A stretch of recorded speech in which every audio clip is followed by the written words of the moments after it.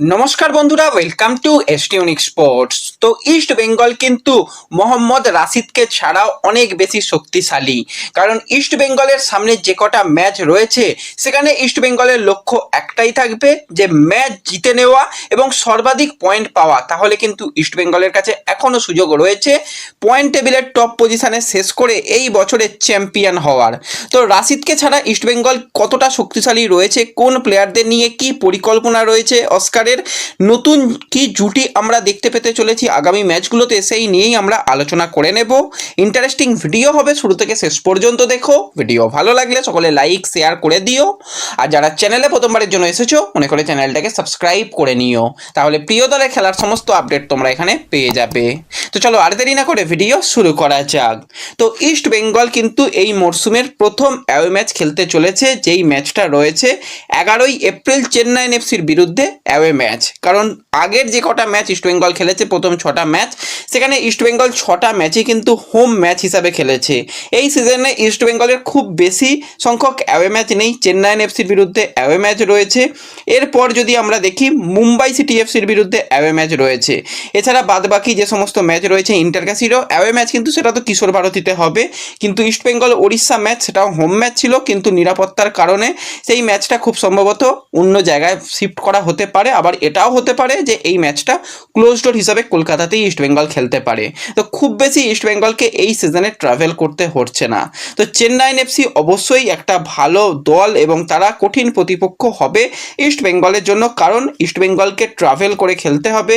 Chennaiyin FC তারা ঘরের মাঠে খেলবে। তারপর যেটা ব্যাপার, এই ম্যাচটা রয়েছে বিকেল 5টা থেকে। তো চেন্নাইয়ে কীরকম গরম পরিস্থিতি আমরা জানি, সেখানে মানিয়ে নিতে কিন্তু ইস্টবেঙ্গলকে বেশ কিছুটা বেগ পেতে হবে। এবার ইস্টবেঙ্গলও অনেকগুলো ম্যাচ তারা খেলেছে বিকেল 5টা থেকে, কিন্তু তখন এতটাও গরম ছিল না এখন যে পরিমাণে গরম। আর চেন্নাইতে অলরেডি গরম অনেকটাই বেশি, তো সেটুকু বলা যেতেই পারে। তো এই জায়গাতে কিন্তু একটুখানি ইস্টবেঙ্গলের চাপ রয়েছে। এবার ইস্টবেঙ্গল যে প্রথমে 6টা ম্যাচ খেললো, সেখানে 11 পয়েন্ট নিয়ে পয়েন্ট টেবিলের 5 নম্বর পজিশনে রয়েছে। সেখানে ইস্টবেঙ্গলের দলের দিকে তাকালে দেখা যাবে যে কেভিন সিভিলেকে প্রথম 6টা ম্যাচে পাওয়া যায়নি। ইস্টবেঙ্গল 5 জন বিদেশিকেই সর্বাধিক পেয়েছে। এবার সব ম্যাচেই যে আবার 5 জন বিদেশিকে পেয়েছে সেরকমটা নয়, অনেক ম্যাচে সল ক্রেসপো অ্যাভেলেবেল ছিল না। সব মিলিয়ে মিশিয়ে ইস্টবেঙ্গল মেরে কেটে 4 জন বিদেশিকেই পেয়েছে। তারপরও ইস্টবেঙ্গল এখনও পর্যন্ত ভালো জায়গাতে রয়েছে। বাদবাকি ম্যাচগুলোতে কঠিন ম্যাচ রয়েছে, অবশ্যই মুম্বাইয়ের বিরুদ্ধে কঠিন ম্যাচ হবে, ডার্বি ম্যাচ কঠিন ম্যাচ হবে, বা পাঞ্জাব চেন্নাইন এফসি কঠিন ম্যাচ হবে। তো প্রত্যেকটা ম্যাচ ইস্টবেঙ্গলের কাছে এখন ফাইনাল, যে প্রত্যেকটা ম্যাচে ভালো ফলাফল করলে আমরা দিনের শেষে গিয়ে ট্রফি জিততে পারবো, সেই সুযোগ ইস্টবেঙ্গলের কাছে এখনও রয়েছে। এবার রাশিদের একটু ইনজুরি রয়েছে, এখনই বলে দেওয়া যাচ্ছে না যে রাশিদ পুরোপুরি সিজন আউট হয়ে গেছে, বা এখনই এটাও বলা যাচ্ছে না যে রাশিদ সব ম্যাচ খেলবে। একটু রাশিদের সময় হয়তো লাগবে, আবার যদি সে দ্রুত রিকভারি করে নেয় চেন্নাইন এফসি ম্যাচেও সে অ্যাভেলেবেল থাকবে।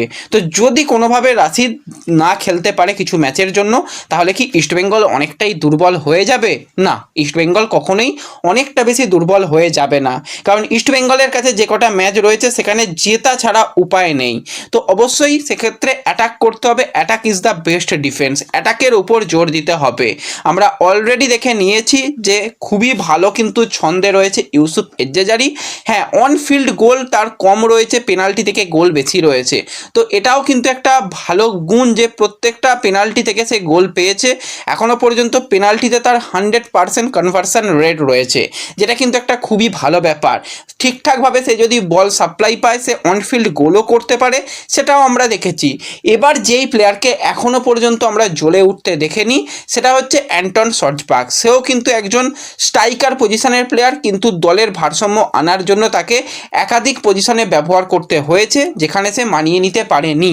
যেখানে লাস্ট ম্যাচে তাকে অনেকটা স্ট্রাইকারের পিছন থেকে খেলানো ছিল, সেখানে অনেকটা তাকে দেখে ইমপ্রেসিভ লাগছিল। তার ফার্স্ট টাচগুলো খুবই ভালো, বল সে ভালো পাস দিতে পারে, প্রয়োজনে সে গিয়ে গোলও করতে পারবে। তো এই ইউসুফ অ্যান্টন জুটিকে কিন্তু এবার জ্বলে উঠতে হবে, আর কোনো রকম পিছু ফেরার জায়গা নেই। Attack is the best defence, attack দিয়ে ম্যাচ জিততে হবে। তো সেক্ষেত্রে ইউসুফ অ্যান্টনকে কিন্তু একসাথে ব্যবহার করতে হবে। 4 বিদেশিকেই সর্বাধিক প্লেয়িং 11-এ ব্যবহার করা যায়। তো সেক্ষেত্রে ইস্টবেঙ্গলের ডিফেন্স এখনও পর্যন্ত গোল হজম করেছে মাত্র 4টি, যেখানে মুম্বাই বা মোহনবাগান তারাও ওই 4টে করেই গোল হজম করেছে উপরের দিকের দলগুলো, সেখানে জামশেদপুর বা বেঙ্গালুরু তারা 5টা করে গোল হজম করেছে। তো খুব যে বেশি ডিফেন্স গোল হজম করেছে সেটা নয়, হ্যাঁ ডিফেন্সে আরও কিছু মেরামতি করার জায়গা রয়েছে, সেগুলো কোচ অবশ্যই দেখবে।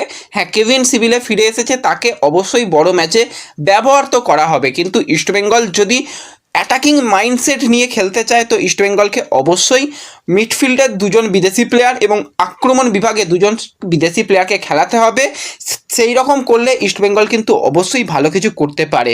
তো সেক্ষেত্রে ইস্টবেঙ্গল যদি অ্যাটাকিং ফুটবল খেলানোর জন্য জোড়া স্ট্রাইকার ব্যবহার করার চিন্তাভাবনা করে তো অবশ্যই আপ ফ্রন্টে ইউসুফ এবং অ্যান্টনকে রেখে দল সাজাতে হবে অস্কারকে। তো সেক্ষেত্রে ডিফেন্স লাইনে কিন্তু আনোয়ার আলী, জিকসান সিং, রাকিব এবং জয় গুপ্তা তাদের দিয়ে ডিফেন্স সামলানো। মিডফিল্ডে কিন্তু ক্রেসপোর সাথে মিগুয়েল তারা জুটি বাঁধবে এবং সাইড ব্যাকে কিন্তু সেক্ষেত্রে বিপিন এবং এডমন্ডকে ব্যবহার করা হবে।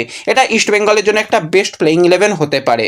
এবার যদি ইস্টবেঙ্গলের কোচ অস্কার ব্রুজন মনে করে যে না আমি ডিফেন্সে কেভিন সিভিলেকে নিয়ে আসবো, সেক্ষেত্রে কিন্তু অ্যান্টনের জায়গায় ডেফিনেটলি প্রথম থেকে কিন্তু সেখানে ব্যবহার করা হতে পারে ডেভিডকে, অথবা সেই জায়গায় এডমন্ডকেও কিন্তু স্ট্রাইকার পজিশানে রেখে সেখানে এডমন্ডের জায়গায় নাওরে মহেশ সিংকে ব্যবহার করা হবে। তো সেক্ষেত্রে ডিফেন্স লাইনে কিন্তু জিকসান সিং রয়েছে, তো জিকসানের পরিবর্তে খুব সম্ভবত তখন কিন্তু আনোয়ার কেভিন জুটিকে আমরা দেখতে পাবো। সেখানে 4 বিদেশি প্লেয়ার এরকম হতে পারে, আনোয়ারের সঙ্গে কেভিন ডিফেন্সে সামলাবে, মিগুয়েল, সল তারা মিডফিল্ডে থাকবে, আপ ফ্রন্টে ইউসুফ, তার সাথে ডেভিড, অথবা তার সাথে কিন্তু সেখানে একসাথে শুরু করতে পারে এডমন্ড। এটাও কিন্তু ইস্টবেঙ্গলের জন্য হতে পারে। তো ইস্টবেঙ্গলকে কিন্তু ম্যাচ জিততে হবে, ম্যাচ জেতার জন্য অন্তত সিঙ্গেল স্ট্রাইকার দিয়ে ম্যাচ জেতাটা চাপের ব্যাপার হবে। কিছু অ্যাওয়ে ম্যাচ রয়েছে সেখানে একজন প্লেয়ারের পক্ষে গোল করার অসুবিধা, তো সেক্ষেত্রে জোড়া স্ট্রাইকারে গেলে দল আরও বেশি অ্যাটাকিং ফুটবল খেলতে পারবে। এখানে বিপিন এবং এডমন্ডের আলাদা করে বেশি ভূমিকা নিতে হবে। অ্যাটাকে গিয়ে তো অবশ্যই সাহায্য করতে হবে, বিল্ড আপ প্লেতে সাহায্য করতে হবে, ভালো ক্রস করতে হবে, তার সাথে প্রয়োজনে নেমে এসে ডিফেন্সও করতে হবে। এটা যদি ইস্টবেঙ্গল করতে পারে তাহলে কিন্তু ইস্টবেঙ্গলকে খুব যে দুর্বল সেরকমটা মনে হচ্ছে না। হ্যাঁ এই জায়গাতে ইস্টবেঙ্গল মিডফিল্ডে 3জন বিদেশিকে খেলাচ্ছিল, সেখানে একজন বিদেশি কম খেললেও ডিফেন্সে সেক্ষেত্রে কিন্তু কেভিনকে ব্যবহার করলে ইস্টবেঙ্গলের ডিফেন্স লাইন অনেক অনেক ভালো হয়ে যাবে। এবং আনোয়ার আলীকে কিন্তু আমরা ন্যাশনাল টিমের জার্সি গায়ে দেখলাম যে সেটা মিডফিল্ডেও ব্যবহার করতে, হ্যাঁ জিকসানও মিডফিল্ডে খেলতে পারে, তো জিকসানের সঙ্গে কিন্তু সেক্ষেত্রে কেভিনকে সেন্টার ব্যাকে রেখে আনোয়ারকে মিডফিল্ডেও একটা নিয়ে আসার একটা চিন্তাভাবনা থাকতে পারে, কিংবা আনোয়ার কেভিন তাদের ডিফেন্সে রেখে জিকসানকে মিগুয়েল এবং সলের মাঝখানে নিয়ে এসে 3 জনের মিডফিল্ড যেটা রাশিদ করতো সেই জায়গাতে কিন্তু যদি জিকসান আসে এবং ডিফেন্সে যদি কেভিন আসে সেটাও কিন্তু ইস্টবেঙ্গলের জন্য ভালোই হবে। তো আখেরে দেখতে গেলে কিন্তু ইস্টবেঙ্গলের সাপে বড় হয়েছে বলতে হয়, কারণ যতটা আমরা খারাপ ভাবছি যে হ্যাঁ যদি কোনোভাবে খেলতে না পারে রাশিদ সেক্ষেত্রে ইস্টবেঙ্গলের মিডফিল্ড একদম ধ্বংস হয়ে যাবে। তো সেক্ষেত্রে মিডফিল্ডে হয়তো একটু ব্যালেন্সের অভাব হলেও ডিফেন্স আরও বেশি রক সলিড হয়ে যাবে সেখানে কেভিন সিভিলের মতন প্লেয়ার যদি সে ডিফেন্স লাইনে আসে। তো ওভারঅল দেখতে গেলে ইস্টবেঙ্গল যে খুব বেশি তাদের দিকে প্রবলেম রয়েছে সেরকমটা নয়, এবার হচ্ছে অ্যাটাকারদের গোল করতে হবে, দলকে পারফরমেন্স করতে হবে, তাহলেই কিন্তু ইস্টবেঙ্গল বছরের শেষে গিয়ে ভালো কিছু করতে পারে। এই যেই ইস্টবেঙ্গল একদম পয়েন্ট টেবিলের 9-10-এ থাকতো সেই ইস্টবেঙ্গল এখন মিড অফ দ্য সিজনে তারা 5 নম্বর পজিশানে এসেছে। তো বাদবাকি এখনও ম্যাচ রয়েছে 7টা ম্যাচই কিন্তু ইস্টবেঙ্গলের জন্য কার্যত ফাইনাল ম্যাচ। প্রত্যেকটা ম্যাচে ইস্টবেঙ্গল যদি পয়েন্ট আনতে পারে তাহলে কিন্তু যেরকমটা পয়েন্ট টেবিল রয়েছে সেখানে ব্যবধান অনেকটাই কমে এসেছে, তো ইস্টবেঙ্গল কিন্তু সেক্ষেত্রে চ্যাম্পিয়নও হতে পারে এটুকু মনে হচ্ছে। তো তোমাদের কীরকম লাগছে, এখন দলকে কতটা ব্যালেন্স মনে হচ্ছে কমেন্টে জানিও। ভিডিও ভালো লাগলে লাইক শেয়ার করে দিও, দেখা হবে পরবর্তী ভিডিওতে, ধন্যবাদ।